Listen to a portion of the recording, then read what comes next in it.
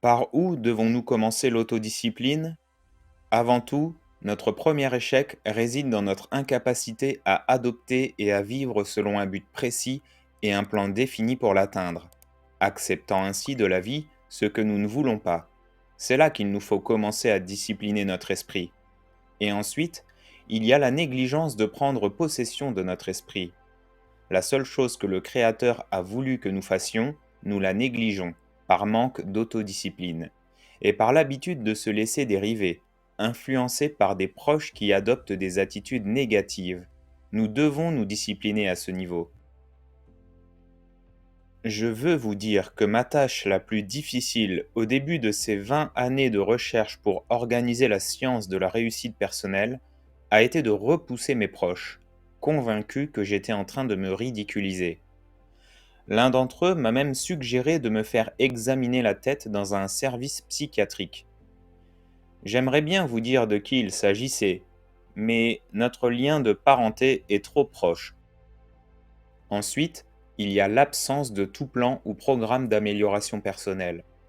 L'éducation est une tâche qui dure toute la vie et elle exige une étude constante, de la lecture et une remise en question de soi-même, telle que celle auquel vous, qui faites partie de cette organisation, vous livrez sans doute.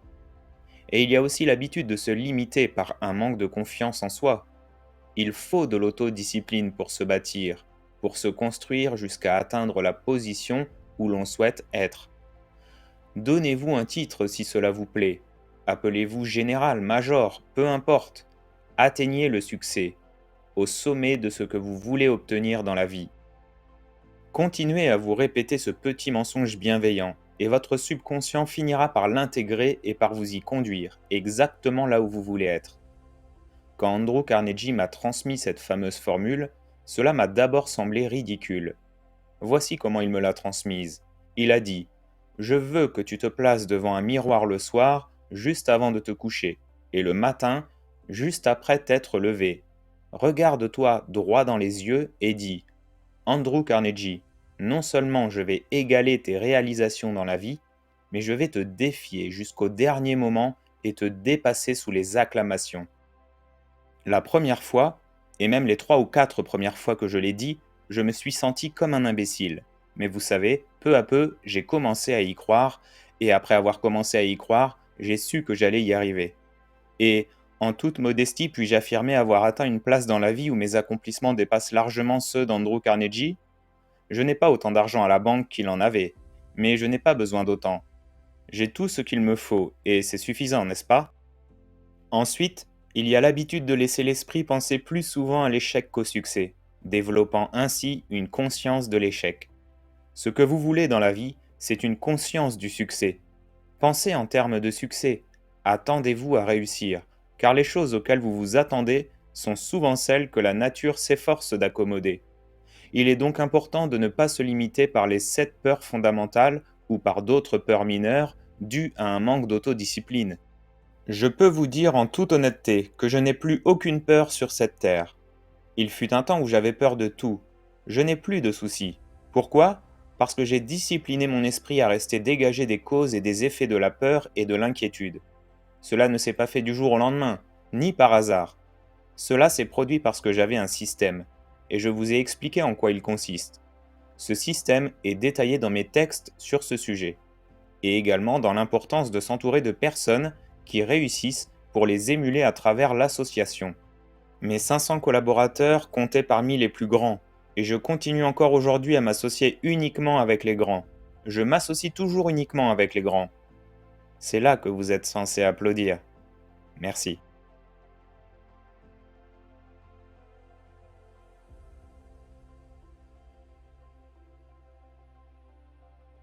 Vous n'applaudissez pas pour moi, mais pour vous-même, car vous êtes réellement grand. Ensuite, il y a l'habitude d'adopter l'attitude mentale de ceux qui vous entourent le plus souvent, sans choisir avec soin vos proches relations.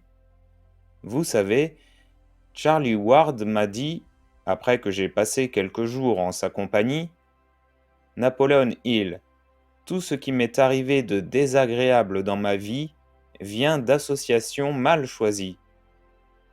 Et je dois dire que je pourrais en dire autant.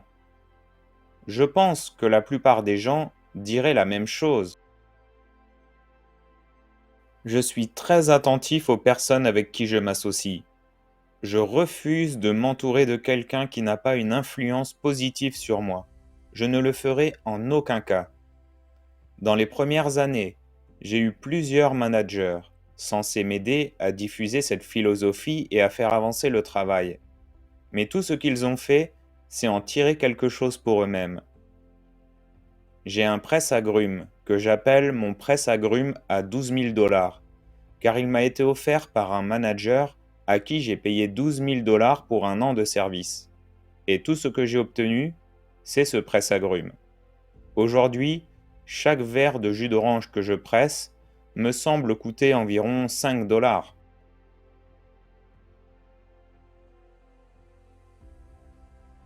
Ensuite, il y a l'absence de routine établie pour l'entretien de la santé.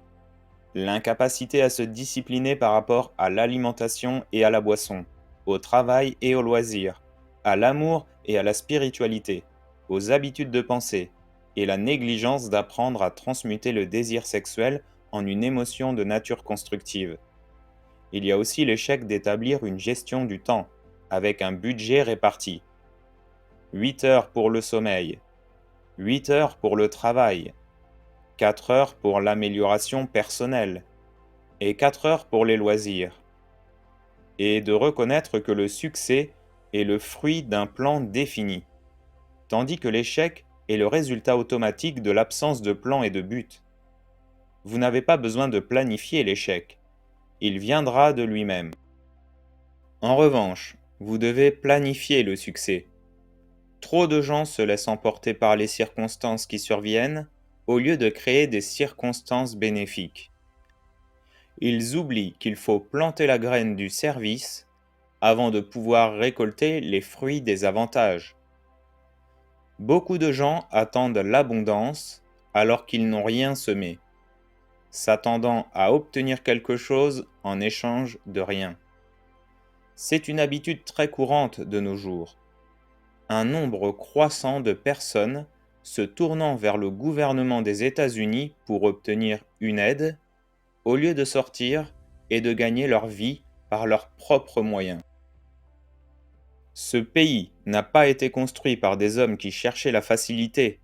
Ce pays, notre économie et notre formidable système de libre entreprise ont été bâtis par des hommes prêts à prendre leurs propres risques, prêts à offrir une journée de travail en échange d'une journée de salaire.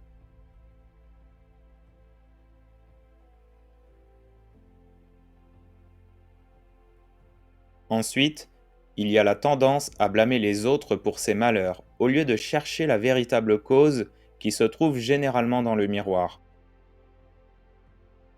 N'est-il pas étrange qu'après une expérience désagréable, une défaite ou une erreur, une personne commence aussitôt à chercher quelqu'un à qui attribuer la faute?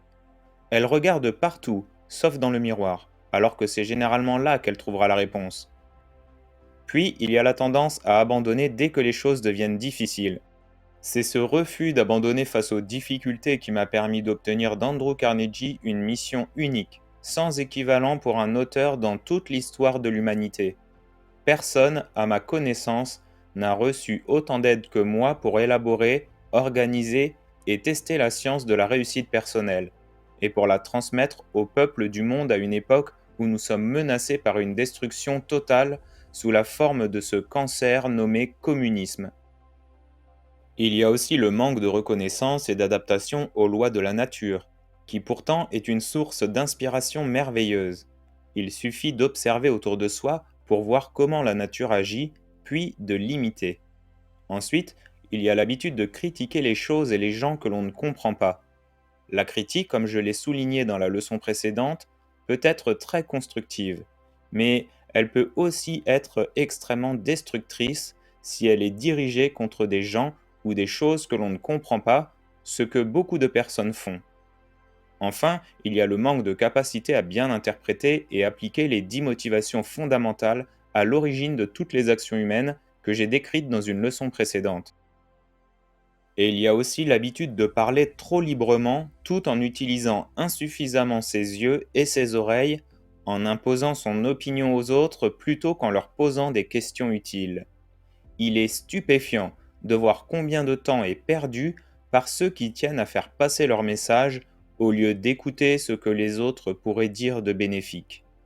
Et il y a là la négligence de l'expression de gratitude pour les bénédictions que l'on reçoit, ainsi qu'un manque de tolérance envers ceux que l'on n'apprécie pas. Par notre nature même, nous avons tous des personnes que nous n'aimons pas. Je pourrais vous en citer quelques-unes de ma propre liste. Elle est d'ailleurs assez longue, mais je ne le ferai pas. Je préfère évoquer la liste des personnes que j'aime, et c'est bien plus positif. Ensuite, il y a l'habitude de se mêler des affaires des autres en négligeant les siennes. Là aussi, nous avons besoin de discipline, tout comme pour l'apprentissage de la mise en valeur de nos discours afin de les rendre plus marquants. Chacun devrait apprendre à lire et à s'exprimer avec force. Il y a également le manque de régularité dans nos contacts avec nos amis et la négligence de les entretenir par une courtoisie continue, et le défaut de se créer une technique précise de discipline personnelle telle que mes 10 guides invisibles que je vous ai décrits dans une leçon précédente. Ces guides ne sont ni brevetés ni protégés par des droits d'auteur, et rien n'empêche mes élèves de se les approprier et de les utiliser. Je vous encourage tous vivement à le faire. Voilà, je pense que cette leçon est terminée. Merci infiniment. Cette vidéo est terminée. Vous pouvez retrouver une autre leçon de Napoleon Hill dans la description si vous souhaitez en apprendre davantage sur ces techniques de développement personnel. Et avant de partir, likez la vidéo et abonnez-vous pour ne pas rater les prochaines vidéos. À bientôt!